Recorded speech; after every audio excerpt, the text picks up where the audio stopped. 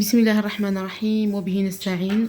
Mes chers étudiants, Master 1 biochimie appliquée, avec le deuxième cours concernant la bioénergétique qui est la photosynthèse. Donc, la photosynthèse, c'est le processus de la synthèse des molécules organiques, c'est-à-dire une énergie chimique, à partir d'une énergie lumineuse par la fixation de carbone atmosphérique. Donc, ce processus est bien sûr catalysé par des organismes dits autotrophes. Autotrophes, c'est-à-dire dati tardia. Quels sont les organismes autotrophes? Donc, on a les plantes supérieures, telles que les arbres, les herbes, etc. On a les algues, les homatahalib. On a les bactéries autotrophes. Les bactéries, que ce soit les cyanobactéries ou les sulfureuses, également on a des ferrugineuses bactéries. Donc, la synthèse ou le transfert de l'énergie lumineuse, une énergie chimique contenue dans des molécules organiques. La première molécule, c'est le glycéraldéhyde. Glycéraldéhyde, c'est un composé à 3 carbones qui est comme ça, de la structure.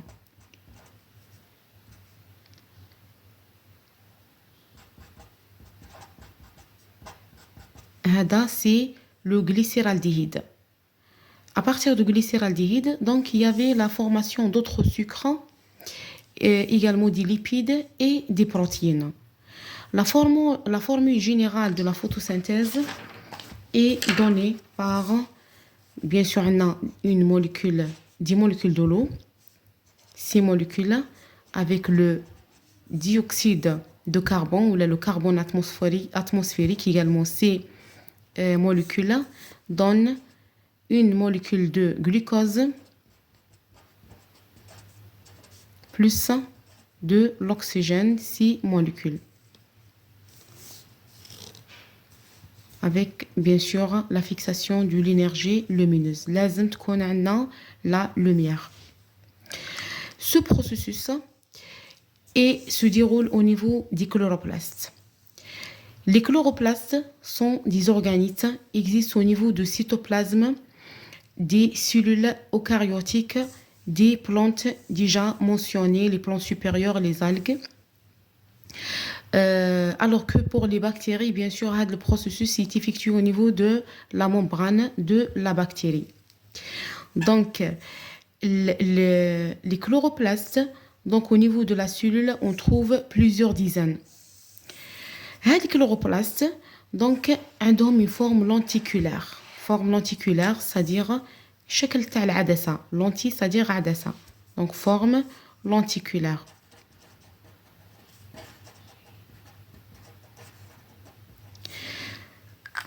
Délimité par une double membrane. On a la membrane externe et la membrane interne. Les deux membranes délimitent un compartiment, l'espace intermédiaire ou bien l'espace intermembranaire. Vers l'intérieur, on trouve le stroma. Au niveau du stroma, on trouve un autre compartiment. C'est le compartiment thylacoïdal. Donc, l'ensemble نسموه le compartiment thylacoïdal. Les thylacoïdes sont de 10 types.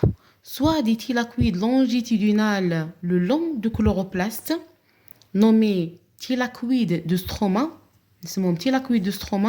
ou bien thylacoïdes intergranaires. Ils sont également intergranaires.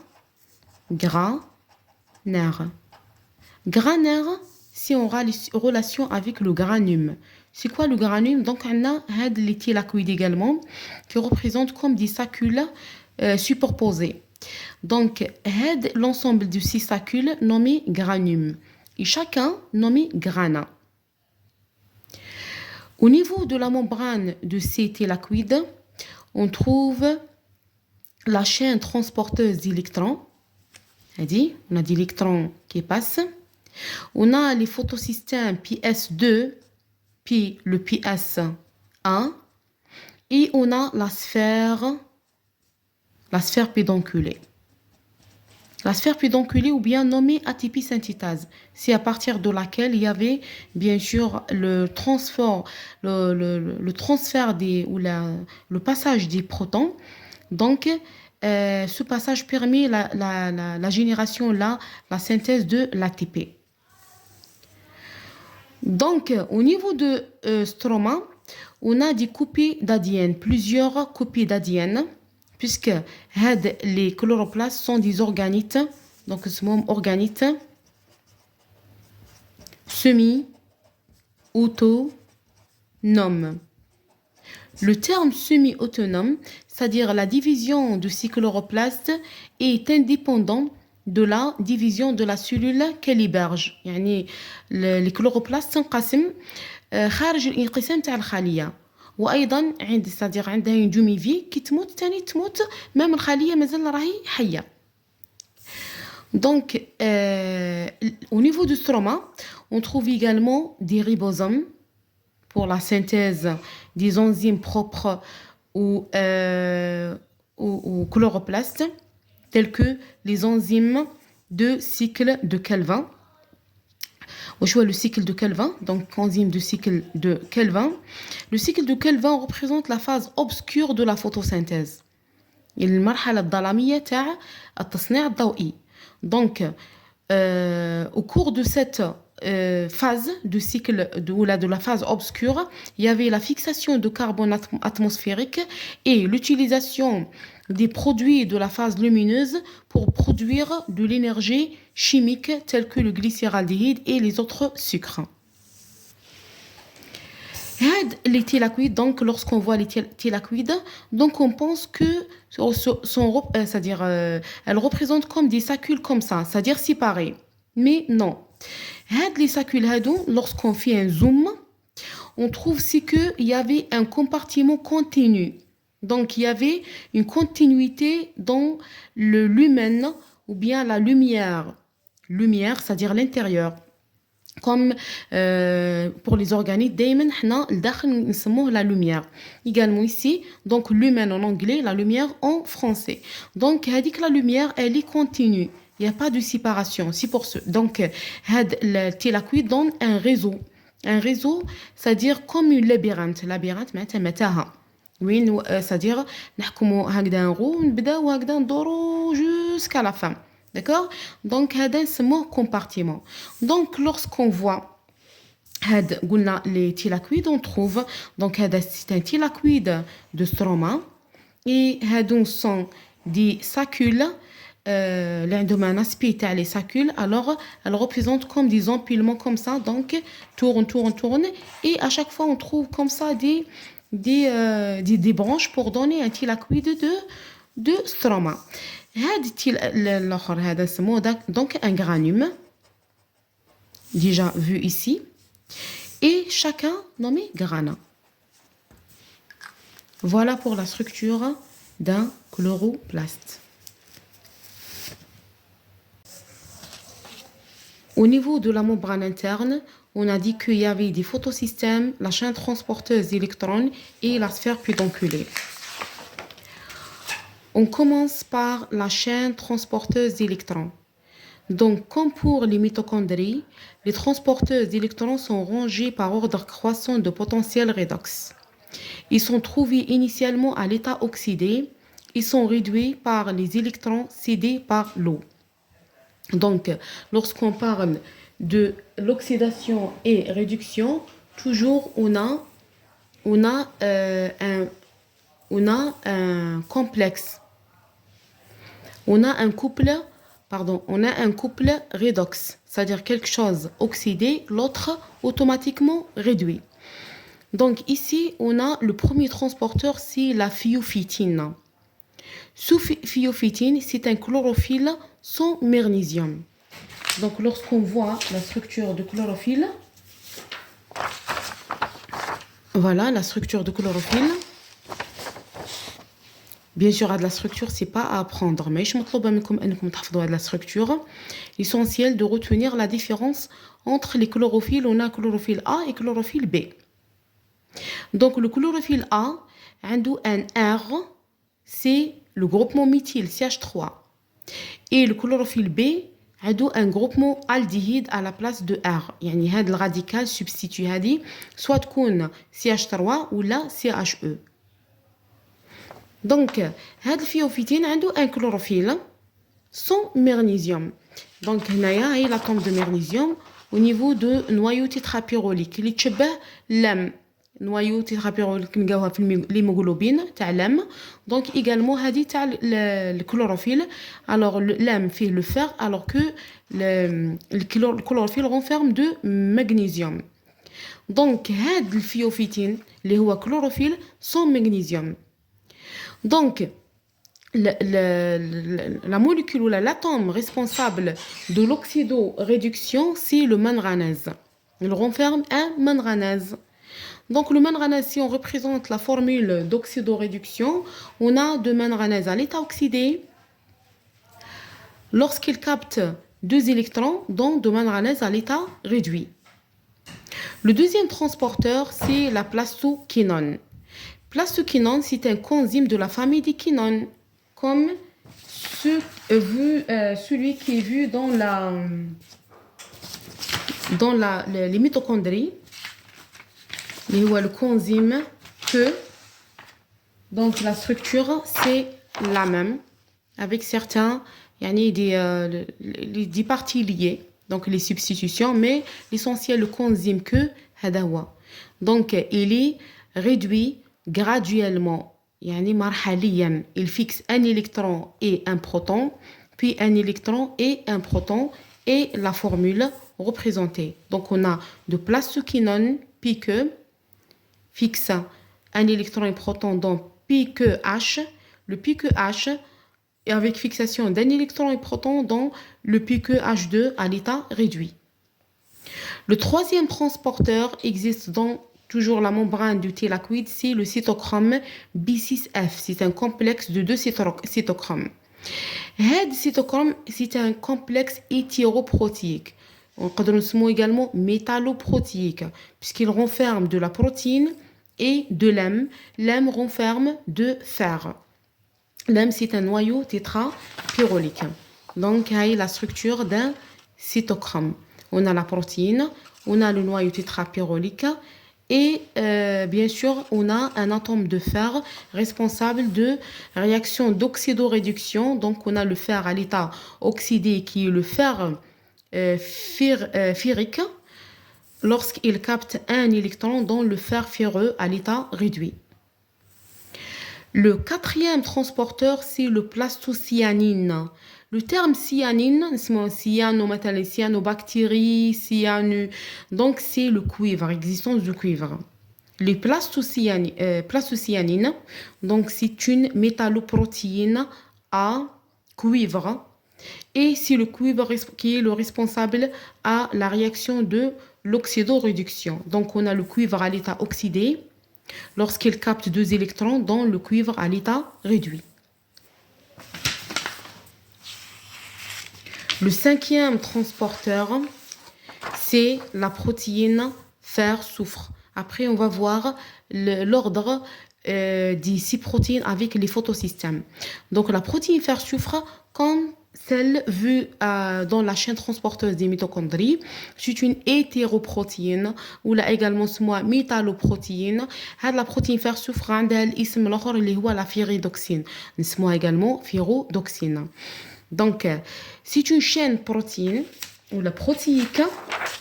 Voilà, on a la chaîne protéique avec des cystines. On a des acides aminés cystines. Le cystine ou l'acide aminé cystine, elle a bien fait un groupement thiol qui est le SH. Avec le groupement, donc, il fixe des atomes de fer. Les atomes de fer lui-même fixent des atomes de soufre. Donc, dû l'appellation d'une protéine fer-soufre. Et au niveau de cette protéine, c'est le fer responsable, qui est le responsable de la réaction d'oxydoréduction. Le fer à l'état oxydé, le fer ferrique, donc il capte un électron pour donner du fer ferro à l'état réduit. Le dernier transporteur, c'est le NADP plus réductase. Le NADP réductase est une enzyme. L'enzyme soluble. Il est lié, يعني عنده il est localisation d'une manière comme ça intermédiaire entre la membrane de thylakoïde et également de stroma. Donc il fixe ça partiellement au niveau de la membrane de thylakoïde et existe également au niveau de stroma. Donc il catalyse la réaction de la réduction de NADP+, existe au niveau dans le stroma bien sûr, au NADPH utilisé dans le cycle de Kelvin qui est la phase obscure de la photosynthèse. La particularité très essentielle de cette enzyme, c'est qu'elle travaille dans la lumière et obligatoirement. C'est l'obscurité inhibe le fonctionnement de NADP+ réductase. Également, il faut savoir que l'enzyme, toujours on a des enzymes, la partie catalytique qui est le coenzyme. Le coenzyme de NADP+ réductase, c'est le FAD. Le FAD, déjà, on a vu la structure de FAD là, pour les mitochondries. Alors, la structure terre. FAD, c'est un flavinine ou la flavine adénine dinucléotide. Voilà, entre la forme oxydée et la forme réduite. Concernant les photosystèmes, donc les photosystèmes, je vous jouer un peu la localisation de ces photosystèmes par rapport à la chaîne transporteuse d'électrons. Donc on trouve des transporteurs entre le photosystème 2 qui est localisé le premier, puis le photosystème 1, et on a la suite des transports. Le gars ou la ferrodoxine et NADP+ réductase. Un photosystème, c'est quoi? Un photosystème, c'est un complexe, donc des pigments. Les pigments, on a le chlorophylle. Ces deux chlorophylles, on a le chlorophylle A et le chlorophylle B. Avec les caroténoïdes, forment ce qu'on appelle l'antenne collectrice. Bien sûr, c'est une coupe transversale, mais le photosystème a une structure bien compliquée. Donc, on a au milieu le centre réactionnel entouré par une antenne collectrice. Le centre réactionnel est formé par un paire de chlorophylle de type A. Deux molécules de type A liées par des protéines spécifiques dans le centre réactionnel. Alors que l'antenne collectrice, une antenne, c'est quelque chose qui collecte et capte-collecte. Donc l'antenne collectrice formée par l'association de chlorophylle de type A et B, qui est un pigment vert, les deux chlorophylles représentent 98% de la totalité des pigments. Et on a une quantité de 2% des pigments caroténoïdes. Les caroténoïdes, on a deux. On a la bêta-carotène colorée en orange et on a le xanthophyle coloré en jaune. Même si on fait, par exemple, la 6e chromatographie sur couche mince de chlorophylle, donc on met des spots ou là on met des dépôts comme ça de chlorophylle et on laisse migrer avec une phase mobile adéquate. Donc on trouve après la séparation des points. On a des pigments orange, on a l'orange, on a le jaune et on a le vert.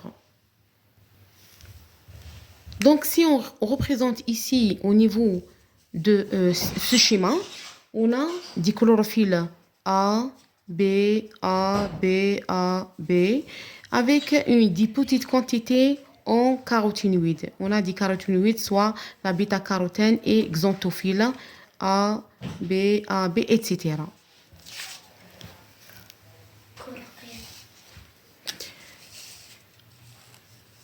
On a la sphère pédonculée, également se trouve au niveau de la membrane des thylakoïdes. Cette sphère est constituée comme pour les mitochondries, également les chloroplastes et les bactéries. C'est la même structure. Donc, elle est formée de deux parties. On a la partie F1 et la partie F0. La partie F0 se trouve dans elle est transmembranaire. Elle existe directement sur une protéine avec la membrane. Sert comme un canal à protons. Donc, elle fait le passage de protons par c'est-à-dire une diffusion. C'est une diffusion à travers la membrane, donc à travers ce canal. Et d'une partie F1 qui est la partie catalytique qui représente l'enzyme ATP synthétase. Cette partie est constituée de 3 sous-unités bêta-catalytiques. C'est-à-dire, les sous-unités, leur organisation donc sert à former l'ATP. On a également 3 sous-unités alpha, une sous-unité delta, une gamma et une epsilon. Les sous-unités sont des sous-unités régulatrices, également structurales. On passe maintenant au mécanisme de la photosynthèse. La photosynthèse passe par 2 étapes. On a la phase lumineuse, qui est le marhala dawiya, qui nécessite obligatoirement l'énergie lumineuse. Cette phase lumineuse est caractérisée par 2 types de transport d'électrons. On a un transport non cyclique, c'est-à-dire les électrons sont retournés, passent directement vers le transporteur final. Et un transport cyclique, c'est-à-dire les électrons passent et retournent, etc.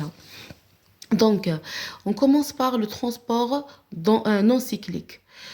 Au niveau, c'est-à-dire dans ce transport, on a un mécanisme très très important catalysé par l'énergie lumineuse qui est la photolyse. Photo, c'est en rapport avec les photons. Photons, c'est-à-dire la lumière. Lyse, c'est la dégradation de l'eau par la lumière captée par le photosystème 2. On a également la synthèse de NADPH et ATP qui représentent les produits de la phase lumineuse.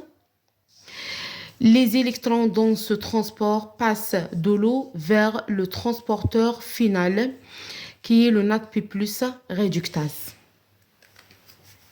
Donc, on a au niveau de la membrane du thylakoïde le positionnement des photosystèmes 1, 2 et 1, les transporteurs, également le reste des transporteurs et la sphère pédonculée. Le photosystème 2 absorbe l'énergie lumineuse à 680 nanomètres. Cette énergie lumineuse sert à dégrader la molécule de l'eau pour donner de l'oxygène qui est dégagé et représente comme un déchet de la photosynthèse. On a également des protons qui s'accumulent au niveau de la lumière du thylakoïde, ou là, c'est moi lumen, et également des électrons. Les électrons seront passés ou là, captés par le photosystème et passent vers le premier transporteur, qui est la phyophytine. La phyophytine existe à l'état oxydé.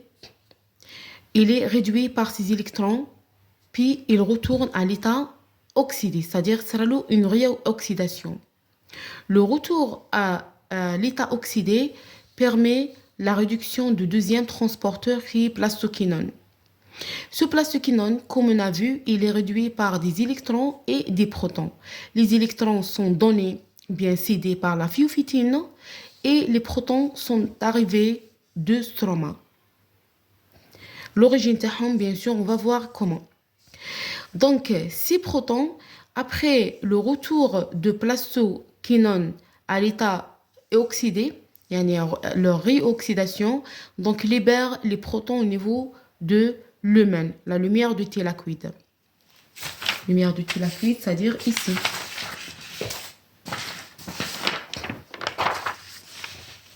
Donc ici, on a les transporteurs,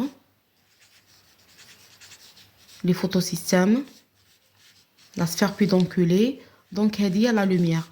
Il y avait la libération des protons ici. Donc, un pH acide aide la lumière. Le transporteur prochain, suivant, c'est le cytochrome B6F. On a vu que l'atome responsable de l'oxydoréduction, c'est le fer, donc il passe de l'état oxydé à l'état réduit par la fixation des électrons cédés par le plastoquinone. Le retour à l'état oxydé donc permet la réduction de plastocyanine qui passe de l'état oxydé vers l'état réduit. Les électrons à ce niveau deviennent un peu l'énergie de transfert basse. Donc, elle nécessite un peu, c'est-à-dire une stimulation pour augmenter l'énergie de transfert.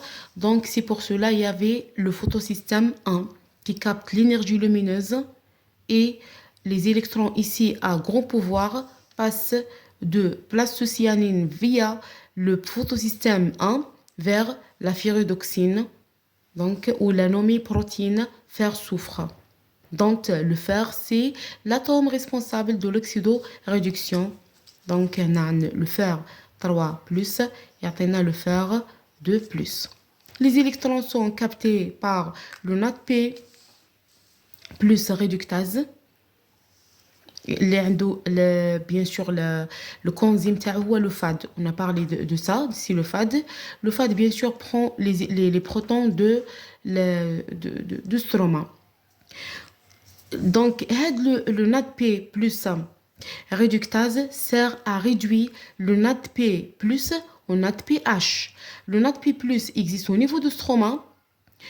Alors, il est réduit au NADPH qui représente le premier produit de la phase lumineuse qui sera utilisé dans la phase obscure pour la synthèse des molécules organiques. Les protons accumulés au niveau de la lumière du thylakoïde passent à travers la sphère pédonculée via le canal à protons qui est la partie F0. L'énergie issue du passage des protons à travers l'ATP synthétase est utilisée pour la fixation de phosphate inorganique au niveau de l'ADP pour synthétiser de l'ATP. Donc, la sphère elle est très essentielle pour la vie. Elle représente comme la monnaie énergétique de la cellule. Donc, le produit ou le deuxième produit qui est l'ATP, les deux produits sont utilisés dans la phase obscure. Le deuxième type de transport, c'est le transport cyclique. Donc, le transport permet la synthèse de l'ATP seulement son NADPH. Alors, les électrons passent jusqu'à la pyridoxine, puis retournent via un cytochrome vers le plastocyanine, ou le plastoquinone, vers le plastoquinone. Alors, on a le plastoquinone, ici. Les électrons passent vers le cytochrome, plastocyanine, et la pyridoxine. Au lieu de céder les électrons à NADP+, non, les électrons cette fois-ci retournent via un cytochrome. Déjà, le cytochrome, il est déplaçable, c'est-à-dire il fixe, il refixe, etc. يعني يبدل c'est-à-dire الموقع تاعو ولا هو transporteur mobile. D'accord? Donc, les électrons passe vers quoi? Vers la plastoquinone via un cytochrome. Donc, plastoquinone, bien sûr, هنا كان رجع l'état oxydé. واش راح يصرى له؟ يعاود يرجع يصرى له la réduction. La réduction تاعو elle nécessite des électrons. Les électrons هادو جاو منا et من البروتون. Protons existent au niveau de stroma. Donc, les protons sont accumulés au niveau de la lumière, ils passent à travers la sphère pédonculée, ils synthétisent l'ATP, sont réduits le NADP+ au NADPH. C'est-à-dire, le transport cyclique, le مهم تاعو انه يسنتيتيزي l'ATP son NADPH.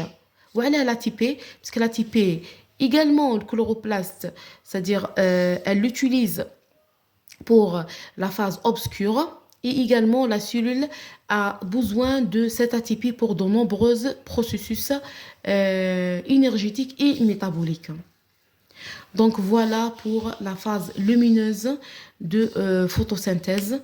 J'espère que les notions sont claires et bon courage. Je vous souhaite un bon courage.